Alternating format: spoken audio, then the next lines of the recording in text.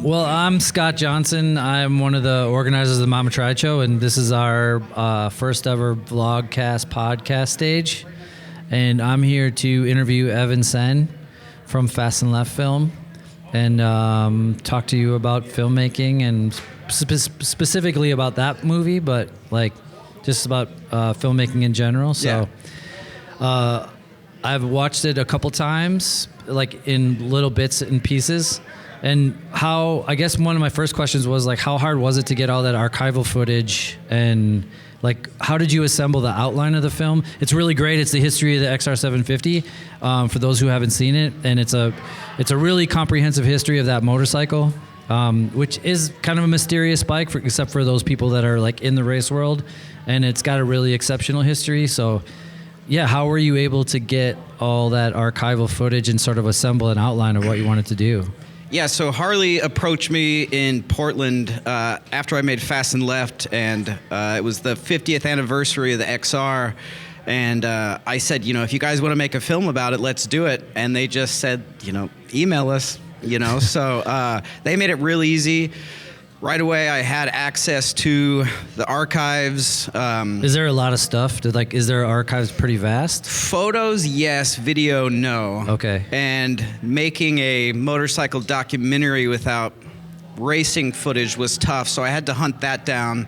And Chet Burks helped me with that racing footage. So basically what I did was, because the XR isn't raced anymore, I couldn't shoot new race footage.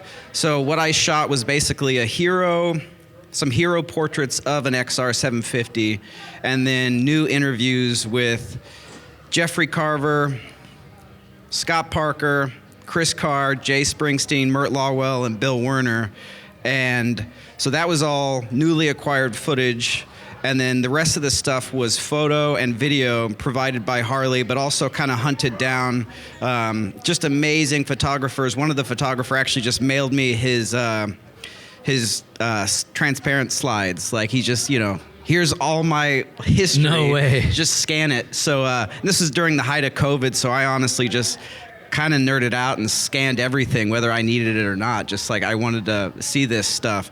And then Harley had only about an hour and a half of footage, and most of it was Jay Springsteen. And then the rest of the stuff I had to hunt down and figure out who owns this stuff, how can we use it, how can we make it fit the budget, and all that stuff. But as far as photos, yeah, Harley has an amazing collection, and they would take photos of what was available just with an iPhone or something, and then I would say, I want C17 from PDF, Wow. So, Cool. Just really, really cool stuff. Rad. Well, in speaking of those guys, like Springsteen and Mert Lawwell, and Bill Werner, how hard was it to hunt those guys down and get them to get on camera? I understand that, you had a really great hangout session with Mert. Yeah, so Mert, I almost didn't include Mert. He's famous from the On Any Sunday, and he was a famous racer, but that film I think a lot of people are familiar with him because of that film. Yeah. He has a pivotal role in that. So, and one of the things, as you know from watching On Any Sunday, he did not do that well on the XR, and he wanted to race the KR those years. Those were the Ironhead years, so there was 2 years. So he lost number one while riding the XR because it was an Ironhead, and that was kind of a temporary fix. That was the first version of the XR. So I almost thought, is Mert going to have bad things to say about this motorcycle? Because famously, unfortunately, he lost number one during that period. Filming. And so I had shot all the other interviews, and it was easy to connect with all those guys. Jeffrey's one of my closest friends, so that was easy. Oh, yeah. Jeff Carver, yeah. He's awesome. That was a really cool transition, seeing Mert talking and Bill talking, and then cutting to Jeff Carver. Yeah. It was his long shaggy hair and his intense eyes and just like the new school version of those guys. Right. That was pretty cool. Yeah, and I would have probably found a way to include Jeffrey even if he wasn't the last person to win on the XR 750. Oh, he was? He's the last person to ever win a main event on that bike. Really? So it was no question that Jeffrey was in. So Mert was actually the last interview I did, and almost like a drunken late night email, I'm like, I still got some money in the budget. I could maybe meet Mert Lawwell. And so I think I went to his website, and there's just a contact page that says mertlawwell@gmail.com. I emailed it. He got back the next day. He's like, yeah, whenever you want to talk, let's do it. I'm like, next week? Sure. So he still lives in Tiburon in the same house. No way. In the same house. From that movie? Yeah. Get the fuck out. The same house, the same mailbox, too. No like, way. if you notice, there's a little mailbox that's like a little version of his house. So he bought that house in 1970 and still lives there. And it's a protected view of the Golden Gate Bridge. It's amazing. Fucking, so that's so cool. It's unreal. Because of that film, I can still see it just from the film back then. If anyone doesn't know, like there's a really great scene or a series of scenes on Any Sunday when he's in his house and he's loading up his van. He's got this Ford Econoline van and he's true in his wheels and like working in his shop, and then he showed him like kind of driving away down the hill. Yeah. And he's got this like, it's a newer ranch house, right, on a hill. Yeah. Yeah, it was brand new. There's no trees. Now it's covered with trees and stuff. Because it was like a subdivision or something at the time, right? Yeah, and actually a fun little Easter egg, when he leaves in the van on Any Sunday, he's actually going down a dead-end street. But Bruce Brown said, it looks better if you drive this way than that. And it bugged Mert because he's like, that's a dead-end street.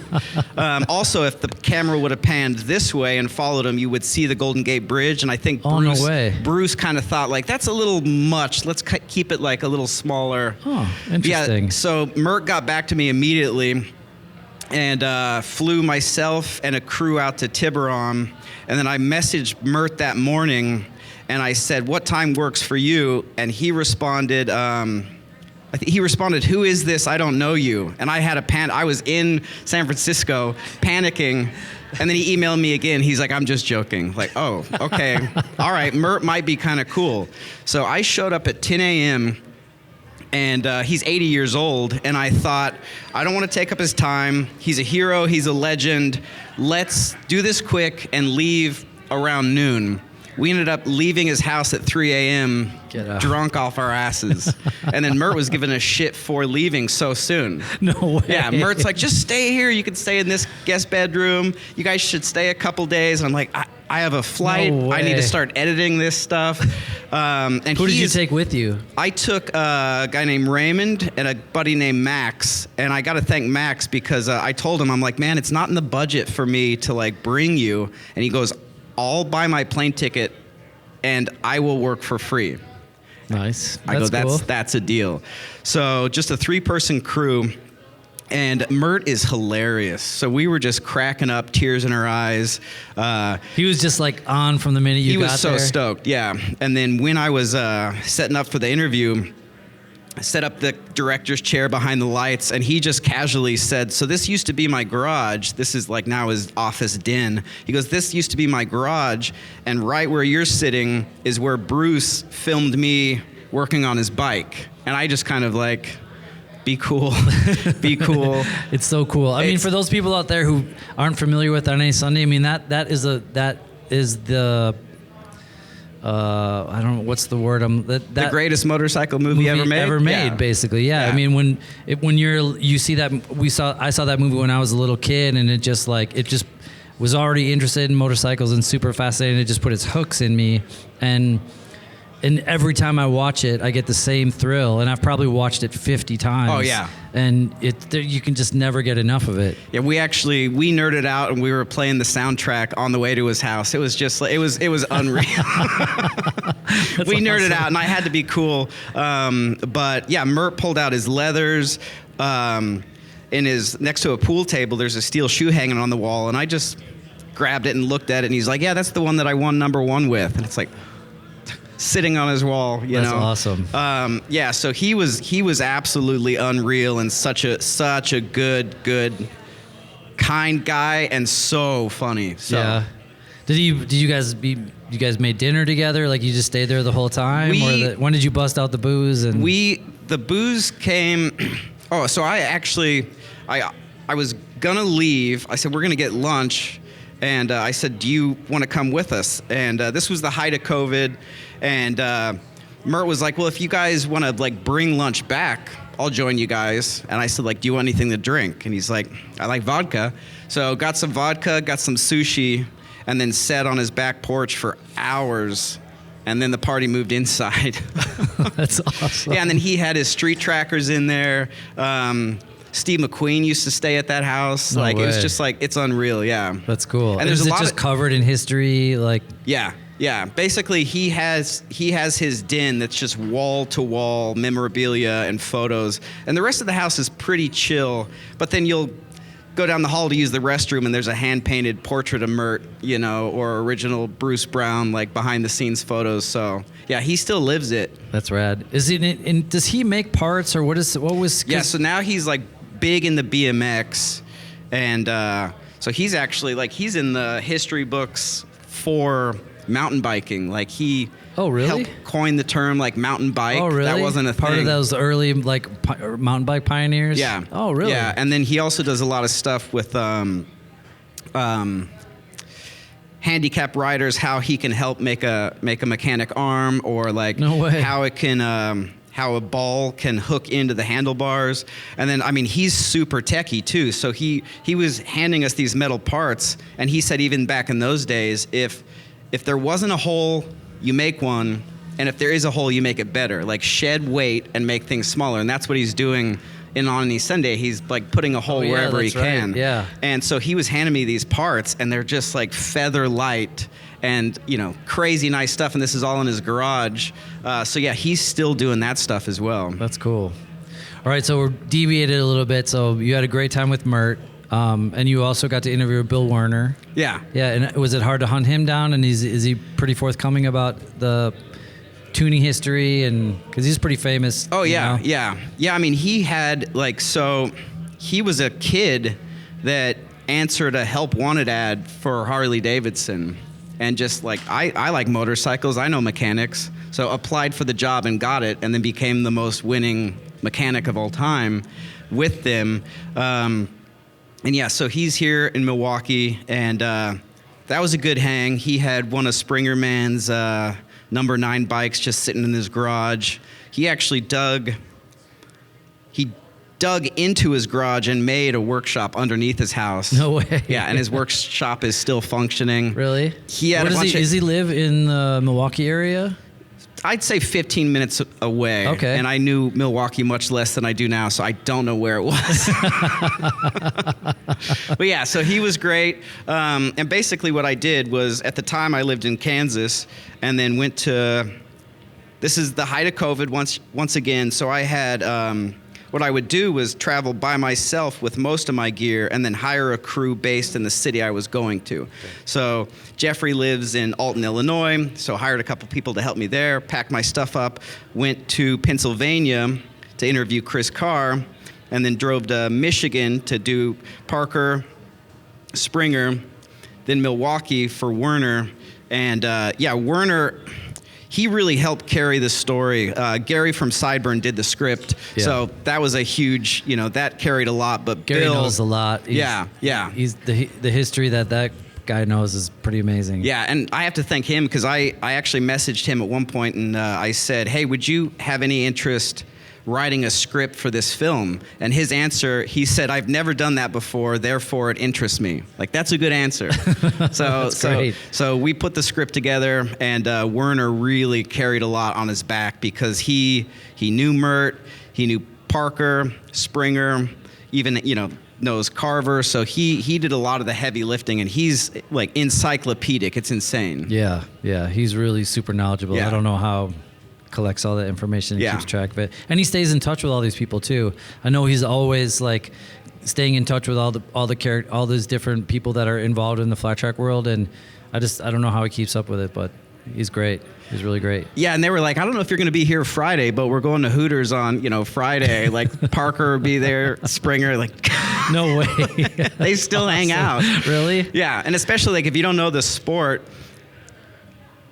these are just like normal looking folks. But if you know the sport, Yeah. And actually one of my buddies from Fast and Left, he's just he works at a tire shop, and I called him at everyone's house and just said like, hey, like my buddy wants to talk to you. I said that to Springer, and then Springer, hey man, I heard you're a good dude. And like my buddy's like, Springer called me today. I'm like, yeah, someone had to nerd out as well, That's awesome.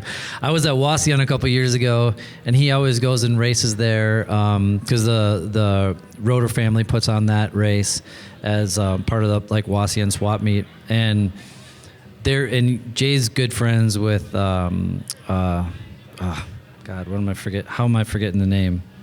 It's long Give me weekend. some clues. Yeah, he was a pro racer. He raced at the same time that Springer did, and they're good buddies. Anyway, Springer's riding around in the pits, and I want to say it was like a Honda Shadow or like a Rebel, and he had a carpeted gas tank, and he's got his dog is just sitting there on his gas tank. He's just riding around the pits, with just like waving to everybody and stopping by everybody's pit area and saying hi.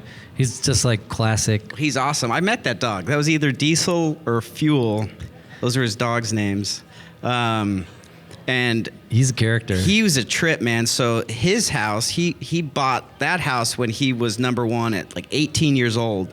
Yeah, he still lives in it. That's right.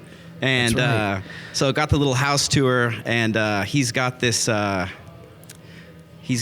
epoxy bathroom counter, and it's got Harley badges, it's got medals in there, and then there's maybe a roach clip in there and small utensils, and just like, yeah, man, I made this when I was 18, and then I swear to God, his shower has like a podium in it with a number one on top. No way. A kid. I suppose, a yeah. kid If you that rides built a motorcycles that built a house at 18. When you're 18 and suddenly you're like number one and super famous and probably making money, and of course that's the kind of house that you would build. And he's still in it. Yeah. That's awesome. And it's right on the lake, and they go ice riding and all that fun stuff, fishing. He's a trip. What a character. So once you started getting all this footage together, was putting the film together, was it pretty easily? Did you have to go back and like shoot things? I'm not a filmmaker, so I don't really know that much about like what, other like you're putting it all together and then you're like, oh shit, there's this big gap. Kind of. So like with Fast and Left, that was like, I could just go to another race and get more footage like that. But you can't just go and get XR footage. Like, it's a whole thing, because we were going to do some on track. Jeffrey was going to get his, the bike that he won on, but this guy owns it, and it's near this track, and I don't know who owns that track, and then we'll have to have an ambulance. It was all this stuff. So I couldn't just pick up a camera and make new footage. So what I did really before I hit record was I watched a lot of footage, or films that were based on a similar thing, where it's like, so one was The Last Dance, the Chicago Bulls documentary. So that is the only new footage is interviews. Everything else is archival. So I really like watched that over and over and deconstructed, like, when does a narrator come in? When does the narrator go away? How are they utilizing these photos? And I kind of had a budget to do some like modernized Ken Burns effect on these photos, but the photos were so good, I just did like a shutter sound and just like slowly zoomed into the photos. And I had so many photos that was pretty easy.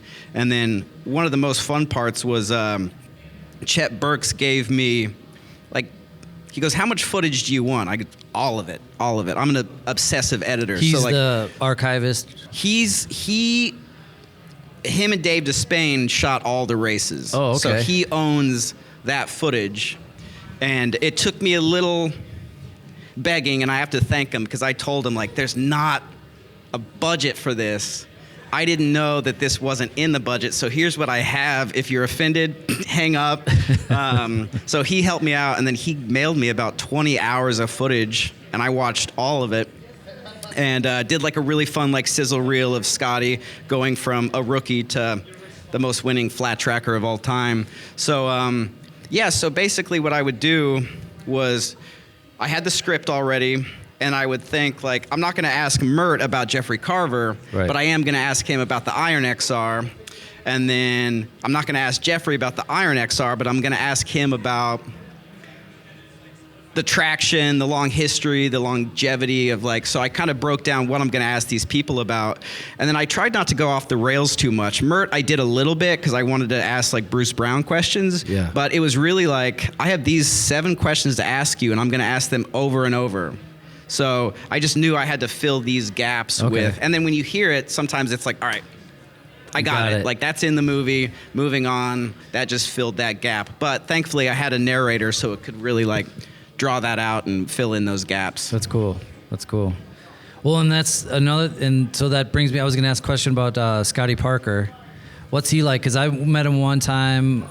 He came to Fuel for an event that we were having. I can't remember what it was, but I met him and he was great. And he owns a bar in Michigan, right? Yeah. And because he's like, dude, he's like, you put up motorcycle shit in your bar? And he's like, I have so much motorcycle shit, but I thought like, I'm not going to put it in my bar. Like, who cares? I was like, dude, if you put up all your motorcycle shit in your own bar, like people would make a pilgrimage to come and drink at your bar just to be around you and all your stuff. Yeah, so I was in Flint, and I don't know if this was his bar, but I just asked the person at the front desk, I'm like, is there a good bar or restaurant? And they forget the name of it, but they sent me. I walk in, and the door is just covered with number plate stickers. And this guy has no clue that I'm doing a Harley documentary, has no clue, but I'm like, this is a flat track bar in Michigan. And went in there, there was one of Brian Smith's, I think his Cowie was in there. There was leathers, photos all over the place. And like most of the people you could tell didn't give a shit about flat track. And I'm just like, people are like having drinks over like the Cowie. It was just like, it was a trip. And so Parker, I would say he's the most obsessed with winning. I mean, it was like Springer was out there having fun. Jeffrey's out there having fun, and he gets in the zone and he wins. But Parker was there to win, and he just has that like linear, like that's what I'm gonna do. Yeah, and I asked him. Knowing the answer, I said, "Who's the greatest flat tracker of all time?" And he just said, "Look at the history books." Knowing it's me, right? It's me, right? So yeah, I got a cool too. I always made sure to have a 12-pack of beer with me. After we're done, like, hey, do you want a couple drinks? You can kick me out as well, but if you want a couple drinks. So I drank with most everyone except Werner, but everyone else we drank. Yeah. And then kind of like, I'm real careful to just like put the camera down a lot. Yeah. Like I don't need a house tour with filming. Like just let's drink a beer and get a house tour. And he has this gorgeous Camel Pro. It's a gigantic gold #1. That big. No way. So he's got some really, really cool stuff. Yeah. What a great guy. I really enjoyed his personality. I mean, his record does speak for himself, but to meet him now, he doesn't seem like this, like, some of those guys just have that intense, you can't talk to them because all they care about is like, they just have this alpha #1. Like if you, they don't care about anything else except for, you're just in the way of like getting to where they want to be.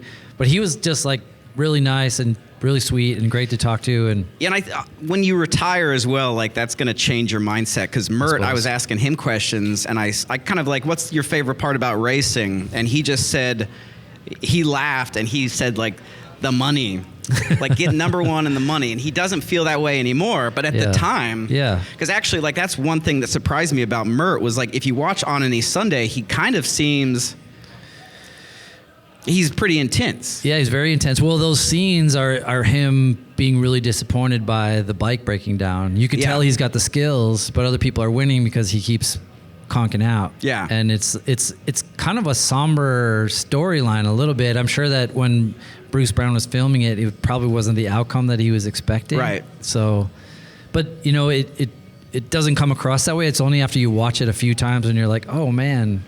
That had this sort of like you can't win them all, sort of thing. But he'll rally back, and because after the history, and that he does overcome that and becomes a winning rider and has a great history himself. Yeah, and it's cool to see those different mindsets. Like Springer, he was out there to have fun, and he was such a natural on the bike. And he went into the Harley factory, and Werner was like, "Let me know where you want everything. Like, let me know what to change." And Springer says, like, "Well, where's the last bike that the guy was riding?" And he goes, "Right here." He sits on it. He goes, "This is good." Yeah. That's it. That's such a great line. That's such a great little clip. I love that. Yeah, and then other people have different mindsets. Like Mert, he's gonna port all these things on his bike to make it what he wants it to be. And then other people like Springer, just like, all right, I'll hop on it. Wins, feet up, taking the high line. Run what you brung. Yeah. Yeah. There's another line that's in the documentary, which is great. When he says, because he was talking about how he learned to ride flat track at his house, right? When he was a kid, in his front yard, I think he said. Yeah. And he was always just having so much fun and just like, but he also knew that he was good, that he had an inherent ability. And so what was the line? He said, he's like, "I know I'm going to win. I just wonder who's going to be number 2." Yeah. In any given race. But he does it with like a giggle and a smile and a cigarette, just like, and he's such a unique personality. It was just great to watch. Yeah, and he had a lot of good stories that just didn't make it into the film. Like there's a story where he was drinking beer the night before a race, and someone from the Harley racing team said, "That's a $200 fine for drinking that beer." And he said, "You better fine me $600 because I'm drinking 2 more." And then he wins. Yeah, the original hooligan. Exactly. Yeah, and then like with Jeffrey too, like here's a guy who is just zen and chill, and you get him talking about this bike, and he wins on this bike. But then next thing you know, the topic just goes to like funny stories, and it's like, yeah, these guys they care about winning, but they care more about having fun on a motorcycle, and it just happened to be the XR 750 beneath them, Yeah. Jeff's like another unique person like that too, because he's different than those guys, but when he's on, when he's off the track, he's like the most chill, zen person, and just like whatever. I don't even know that I've ever talked about motorcycles with him, like on the side of the track. We talk about everything but then when he gets his leathers on and he gets on the track and he just like goes right to the front and just is so fast. I love how like his perspective is so unique to the sport, and I like being around him. I like watching him race. It was great that he was in the film because I think it's important that his personality kind of comes out in that, and you get to see that side of him. Because I think a lot of in flat track racing or any motor racing, really you get to see their performance like on the track, and that's it. You don't really get much behind the scenes, and Jeff's like a super interesting person, and so that was great that he was in that. Yeah, and Jeffrey, I actually in Mechanicsburg had a day off, and of course there was an AFT race on my day off while filming this. Jeffrey was nice enough to let me pit with him. I'm like, I'm not a mechanic, I can't do anything. He goes like, just take photos. I'm like, I can do that. So there was at that race, Jeffrey took a phone call. He's like in his race leathers, and took a phone call, and I could tell by what he was saying it was a sales call. So someone called him, and it was a sales call. And I walked away, got something to eat, took some photos, talked to some other racers, and I came back like 20 minutes later, and Jeffrey's still on the phone, and he's wrapping up the call, and Jeffrey's just like, "Man, like, I could tell by your energy, like, you're such a good person, and like, find what you want to do." And I'm like, was that the sales guy? And like, this guy probably has no clue, but he talked to a racer on race day, and Jeffrey could have changed this guy's life just by sprinkling some good vibes. And like, hey man, like, you're better than sales call. Like, find what you want to do. I'm like, Jeffrey Carver, man. That's so great. That's so great. Well, Evan, thank you very much. Buddy. Thanks for coming up here. It was really great to talk to you about the XR 750 documentary. And again, this is Evan Senn from Fast and Left, and I'm Scott Johnson from Mama Tried. So stay tuned for more interesting discussions about the motorcycle world on the Vlogcast podcast stage. Perfect. Thank you, buddy. Thank you.